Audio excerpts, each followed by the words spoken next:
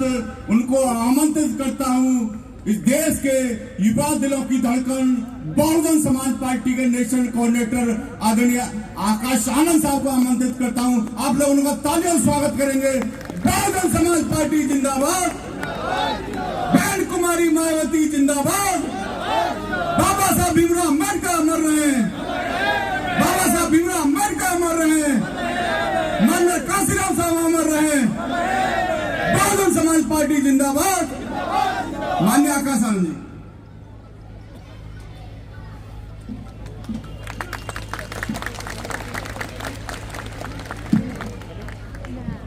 जय भीम।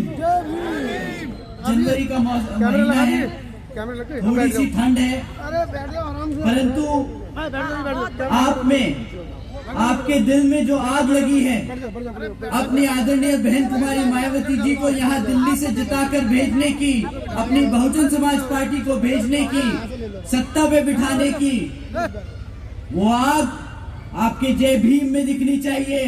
मैं फिर से आपसे कहता हूँ, जय भीम, जय भीम। साथियों, आज यहाँ दिल्ली प्रदेश में, दिल्ली प्रदेश की कोंडली विधानसभा में मौजूद मेरी सभी माताएं, बहनें, बड़े बुजुर्गों के साथ साथ आज यहाँ इतनी बड़ी संख्या में शामिल हुए सभी युवा साथियों, जिन्होंने अपने दिन में से कीमती समय निकालकर हम सबको सुनने आए, आप सभी का मैं तहे दिल से धन्यवाद करता हूँ। और आज इस विशाल चुनावी जनसभा को सफल बनाने के लिए जो हमारे बसपा के सभी पदाधिकारी एवं नेतागण, जिसमें खासकर श्री धर्मपाल सिंह अशोक जी, श्री नितिन सिंह जी, श्री लक्ष्मण सिंह जी, श्री सतीश कुमार जी, डॉक्टर बालाजी, श्री शंकर लाल जी, श्री दिनेश जी, और उनके साथ साथ हमारे पार्टी के, हमारे मूवमेंट की जान, हमारे सभी मेहनतकश कार्यकर्ताओं ने जो मेहनत करते आए, आप सभी का भी मैं तहे दिल से धन्यवाद और आभार प्रकट करता हूं। साथियों, यहाँ दिल्ली के विधानसभा आम चुनाव के संबंध में कुछ जरूरी बात आप लोगों के बीच में रखने से पहले मैं अपने सभी संतों, गुरुओं, महापुरुषों को, जिसमें खासकर महात्मा ज्योतिबा फूले, छत्रपति शाहू जी महाराज, नारायण गुरु, बाबा साहब डॉक्टर भीमराव अंबेडकर जी एवं मान्यवर साहब श्री काशीराम जी को नमन करता हूं। साथ ही मैं बहुजन समाज पार्टी की राष्ट्रीय अध्यक्ष व उत्तर प्रदेश की 4 बार रही मुख्यमंत्री व पूर्व सांसद आदरणीय बहन जी के नाम से लोकप्रिय बहन कुमारी मायावती जी को भी पूरे तहे दिल से आभार प्रकट करता हूं। साथियों, जिन्होंने अपनी पूरी जिंदगी बामसेफ,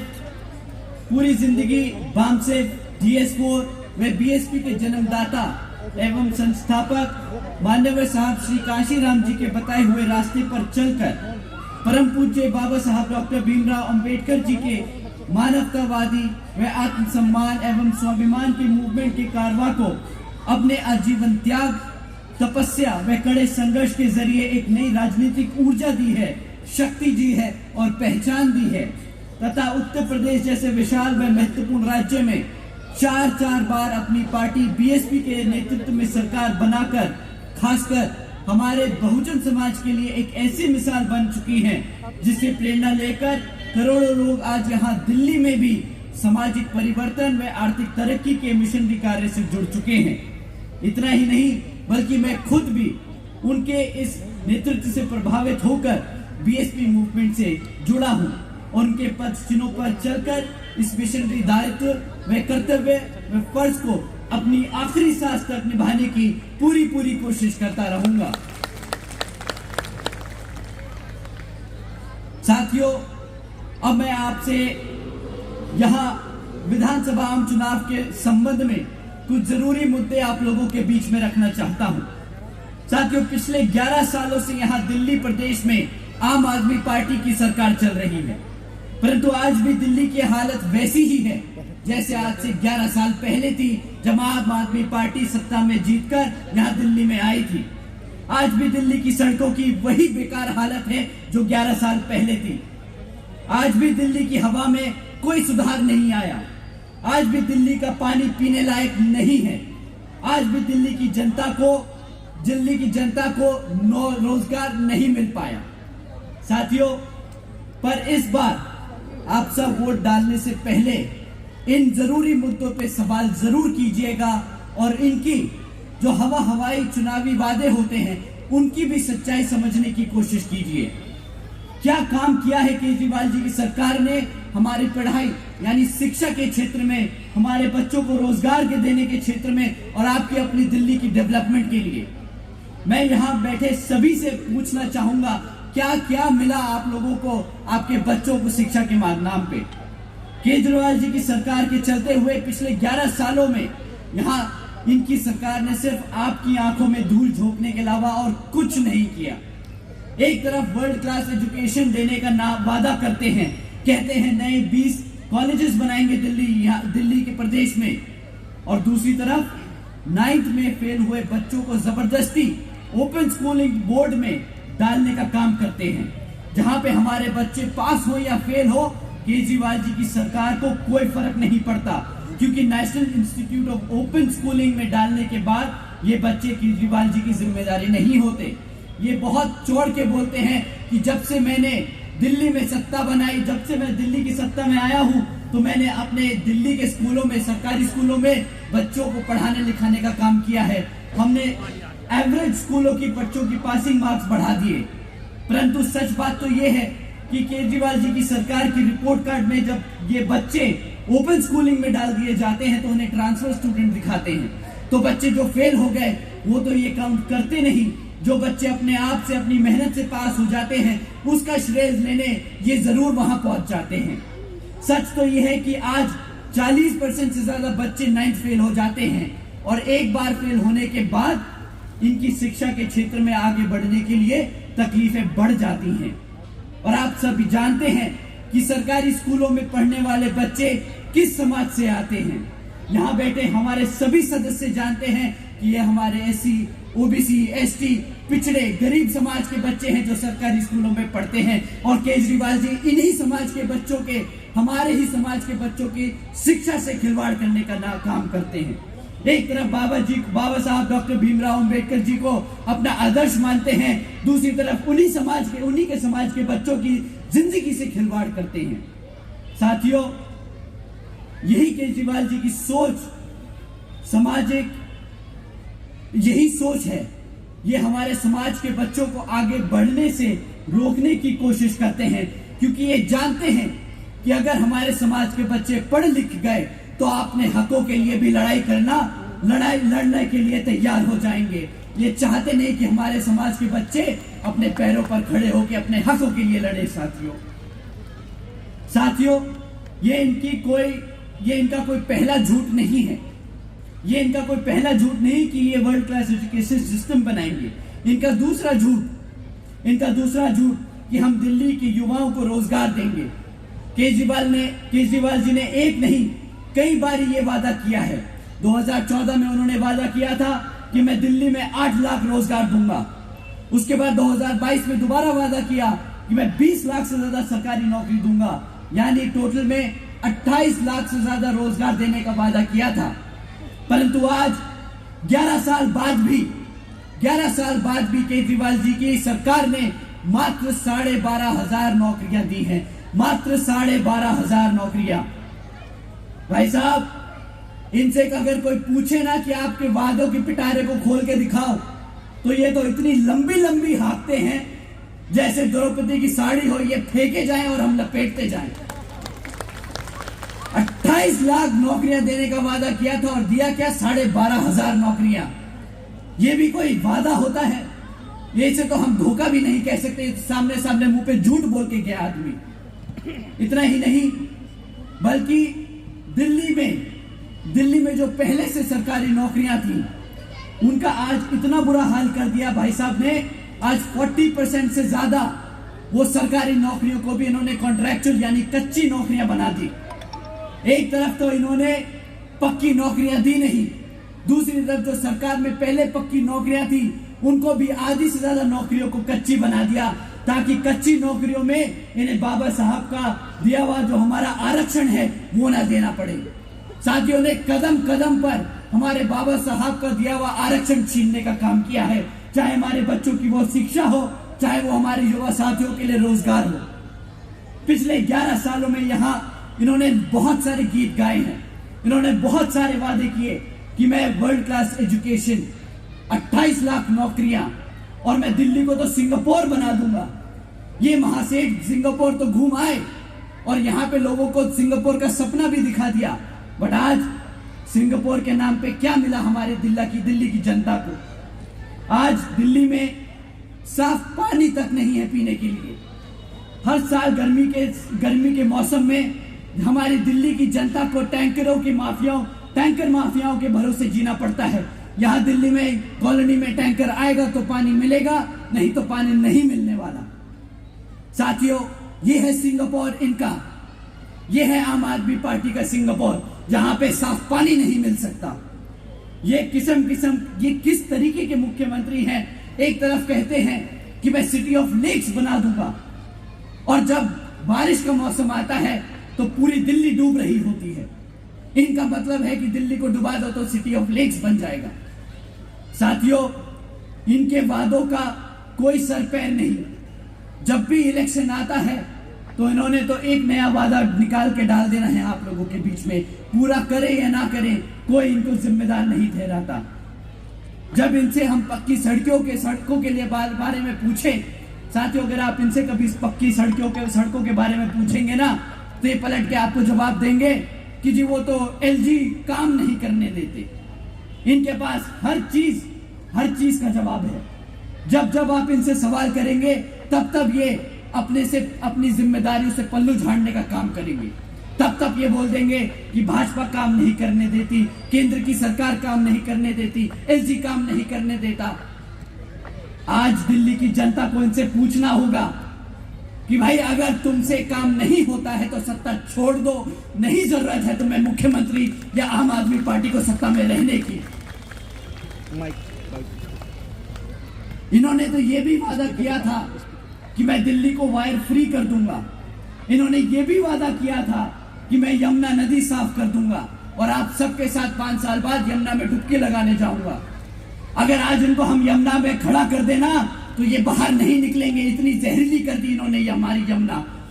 और यमुना के नाम पर कितना पैसा हर साल बजट में डालते हैं, उस पैसे का क्या हिसाब किताब है, आज इन्हें जवाब देना होगा। इस बार इलेक्शन में इन्हें जवाब देना होगा कि इन्होंने कितना पैसा यमुना नदी में साफ करने में लगाया है। साथियों, इन्होंने बहुत पैसा उठाया यमुना साफ करने के लिए, सिंगापुर बनाने के लिए, पक्की सड़कें देने के लिए, हमारे बच्चों की एजुकेशन सिस्टम को सुधारने के लिए, परंतु आज भी एक भी क्षेत्र में इनके पास एक काम नहीं है बताने को। वैसे तो ये कहते हैं, बड़े गर्व से कहते हैं, अरे भाई मैं सीए हूं, मुझे पता है हिसाब किताब कैसे रखा जाता है, मैं आईआरएस से निकल के आया हूं, मुझे रेवेन्यू जनरेट करना आता है। तो आज मैं केजरीवाल जी से पूछना चाहता हूं कि आज दिल्ली 31 साल में पहली बार क्यों घाटे में चल रही है? इनके रहते क्यों सरकार घाटे में आई? साथियों, ये सिर्फ नाम के सीए और आईआरएस ऑफिसर रहे हैं, इनके बस की नहीं है दिल्ली चलाना। 31 साल तक दिल्ली सरप्लस में रही और इनकी सत्ता रहते हुए आज सरकार घाटे में चल रही है। अगर आप इनसे इस पे सवाल करेंगे तो पलट के ये इसको भी बोल देंगे कि भाई ये तो एलजी की गलती है, इसलिए दिल्ली सरकार घाटे में चल रही है। केजरीवाल जी ने आप लोगों के बीच में आकर सिर्फ एक वादा पूरा किया साथियों, वो है मुफ्त में बिजली देने का। मुफ्त में बिजली दी कितनी? 200 यूनिट प्रति महीना, मानी आप लोगों को मात्र 200 रुपए से कम की कीमत की बिजली मुफ्त में देने का काम किया। और इसके बदले आपसे क्या छीना इन्होंने? आपने 200 यूनिट जो बिजली मुफ्त में ली, उसके एवज में आपने क्या कीमत चुकाई, आज आप समझ लीजिए साथियों। आपने शिक्षा गवाई, आपने साफ पानी गवाया, आपने साफ हवा गवाई, आपने अपनी नौकरियां गवाई और आपने अपनी यमुना नदी गवाई। साथियों, ना मिल पाया हमारे समाज को कोई एससी या ओबीसी का कोई महत्वपूर्ण नेता इस सरकार से। आपने ये सब गवाया है। मिला तो सिर्फ आपको एक भ्रष्ट सरकार मिली, आपको सिर्फ एक भ्रष्ट सरकार जिसके सारे नेता इवन मुख्यमंत्री तक जेल के पीछे होके चक्कर लगा के आ चुके हैं। यही मिला हमें पिछले 11 सालों में, एक भ्रष्ट सरकार जिनके सारे नेता एक बार जेल के चक्कर तो हवालात खाई आए। और जब ये लोग जेल में थे तब इनके पास मौका था हमारे एससी या ओबीसी समाज में से किसी को उप मुख्यमंत्री और मुख्यमंत्री बनाने का। परंतु जब दोनों डिप्टी चीफ मिनिस्टर और चीफ मिनिस्टर जेल गए तो ये अपने आप को जो बड़ा बाबा साहब का समर्थक बताते हैं, आदर्श मानते हैं जिन्हें, तो उन्हें क्यों नहीं हमारे एससी या ओबीसी समाज से सीएम बनाया। आप सबको इस सवाल का जवाब मांगना होगा साथियों। जब इनके पास मौका था तो क्या इनके पास एक भी ऐसा एमएलए नहीं था एससी समाज से या ओबीसी समाज से जिसको वो सीएम बना सकते थे? इनके पास कई मौके रहे साथियों, उन्होंने एक बार भी हमारे समाज को वो सम्मान नहीं दिया जिस सम्मान के एवज में ये सत्ता में आए। साथियों, सच तो ये है कि इनसे बड़ा दलित और पिछड़े समाज का विरोधी कोई नहीं। साथियों, आज मैं आप सबके बीच में ये कह रहा हूं, ये किसी से छिपा नहीं कि केजरीवाल जी एससी ओबीसी विरोधी हैं, आरक्षण विरोधी हैं और बाबा साहब विरोधी हैं। क्योंकि वो जानते हैं केजरीवाल जी की पार्टी, क्योंकि आप सब जानते हैं, आप सबको पता होना चाहिए, क्योंकि केजरीवाल जी की ही पार्टी है जिसने सुप्रीम कोर्ट में एससी एसटी रिजर्वेशन में सब क्लासिफिकेशन की याचना लगाई थी। साथियों, मैं फिर से कह रहा हूं, केजरीवाल जी एससी ओबीसी विरोधी हैं, आरक्षण विरोधी हैं और बाबा साहब विरोधी हैं। साथियों,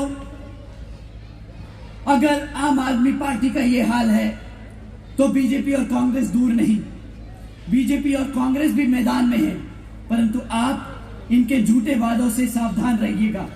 बीजेपी और कांग्रेस दोनों की सरकारें कई राज्यों में चल रही हैं और अगर आप इनसे इनका काम पूछेंगे तो दोनों ही पार्टियों के पास आपको बताने के लिए एक भी काम नहीं होगा। ये आपको बताएंगे तो क्या बताएंगे कि हमसे मुफ्त में राशन ले लो, हमसे मुफ्त में बिजली ले लो, हमसे मुफ्त में सहयोग ले लो, पर कभी भी ये आपको मुफ्त में शिक्षा नहीं देंगे, कभी भी आपके बच्चों को रोजगार नहीं देंगे। केंद्र की भाजपा की सरकार में यहां तक कि केंद्र की भाजपा की सरकार को भी जे कॉलोनी की चुनाव के दौरान ही याद आई। पिछले 5 साल से कहां थे ये जे कॉलोनी के लोगों के लिए फ्लैट? अभी 2 दिन पहले आदरणीय प्रधानमंत्री जी जे कॉलोनी के सभी लोगों को फ्लैट की चाबियां दे रहे हैं।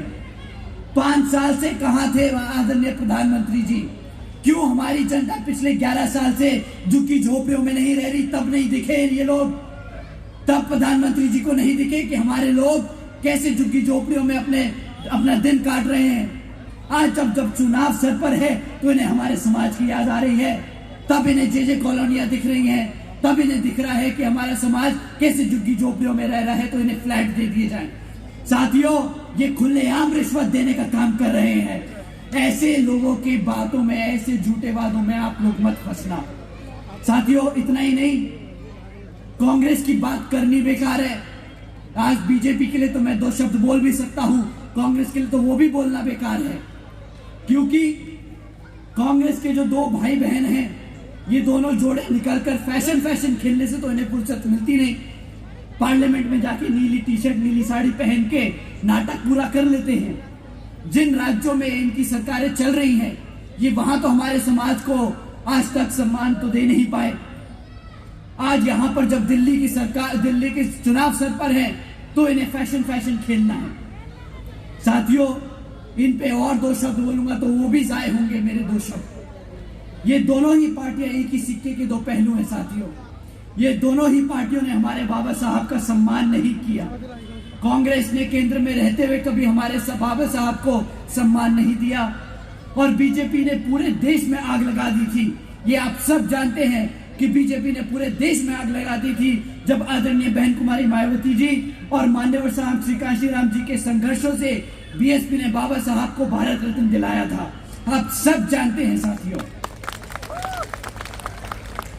मैं आप लोगों के बीच में ये इसलिए कह रहा हूं क्योंकि मैं जानता हूं कि ना हमारा समाज ये भूला है और ना हमारा समाज ये कभी आप सबको भूलने देगा कि इन लोगों ने हमारे बाबा साहब को कभी आत्म सम्मान नहीं दिया। एक तरफ ये आम आदमी पार्टी, बीजेपी और कांग्रेस जैसी पार्टियां हैं जो हमारे समाज को दबा के रखना चाहती हैं और दूसरी तरफ आपकी अपनी बीएसपी है जो आपके हमारे समाज के साथ साथ सभी गरीबों, शोषितों, वंचितों और पिछड़े समाज के सम्मान दिलाकर उनको एक सम्मानजनक जिंदगी देना चाहती है। आदरणीय बहन कुमारी मायावती जी के नेतृत्व में बीएसपी ने कभी भी कोई हवाई वादे नहीं किए साथियों। आदरणीय बहन जी ने हमेशा काम करके दिखाया है। जैसे आदरणीय बहन कुमारी मायावती जी ने सावित्रीबाई फुले बालिका शिक्षा योजना चलवाई थी, जिसके तहत 7 लाख से ज्यादा बच्चियों को 12वीं तक की शिक्षा मुफ्त में देने का काम किया था, जिसके तहत 600 करोड़ से ज्यादा की लागत इन बच्चियों पर खर्चने का काम किया और इनको एक पढ़ा लिखा कर उज्जवल भविष्य देने का काम किया था। साथियों, इतना ही नहीं, आदरणीय बहन जी ने अपने शासनकाल में 6 engineering colleges, 2 homeopathic colleges, 24 polytechnic colleges, 2 paramedical colleges, 6 world class universities, 200 से अधिक इंटर डिग्री कॉलेजेस, 100 से अधिक ITIs, 550 से ज्यादा हाई स्कूल और 5,500 से ज्यादा प्राइमरी स्कूल्स बनवाने का काम किया था। और लिस्ट तो बहुत लंबी है, पर मैं गिनवा के थक सकता हूं। और आम आदमी पार्टी के लिए एक ही लिस्ट है, 0। इन्होंने 0 कॉलेजेस दिए, 0 स्कूल दिए, 0 हाई स्कूल्स दिए, 0 नई भर्ती करी। पर आदरणीय बहन कुमारी मायावती जी ने कई हजार स्कूल और कॉलेजेस खोले और उसमें मुफ्त में शिक्षा देने का काम किया हमारे समाज के बच्चों को। इतिहास में पहली बार साथियों, बहन जी ने गवर्नमेंट हॉस्टल्स में, गवर्नमेंट कॉलेजेस के हॉस्टल्स में गरीब वंचित समाज के बच्चों के लिए 27% आरक्षण का इंतजाम भी पूरा किया था। ऐसा ही नहीं साथियों, हमारी आदरणीय बहन कुमारी मायावती जी ने सिर्फ 5 साल में 90,000 से अधिक शिक्षकों को रोजगार दिया, 1 लाख से अधिक सफाई कर्मचारी भर्ती करे, 2 लाख से अधिक जवानों को पुलिस फोर्स में भर्ती किया और 30 लाख से अधिक अपर कास्ट समाज के सभी कमजोर बच्चों को विभिन्न सरकारी विभागों में रोजगार देने का काम किया। इतना ही नहीं, बल्कि बहन जी ने अपने शासनकाल के दौरान बसपा की सरकार ने कृषि एवं संबंधित कार्यों में मिनिमम वेजेस को 55 रुपए से बढ़ाकर 100 रुपए बढ़ाने का प्रतिदिन करने का काम किया था। अन्य पिछड़े वर्गों की क्रीमी लेयर की वार्षिक आय को भी 3 लाख रुपए से बढ़ाकर 5 लाख रुपए करने का काम किया था। और साथ ही हमारे सभी किसान भाइयों को उनके गन्ना खरीदी के दाम रातों रात दुगने करने का काम किया था। साथियों, इसे कहते हैं बहन जी को मॉडल ऑफ गवर्नेंस।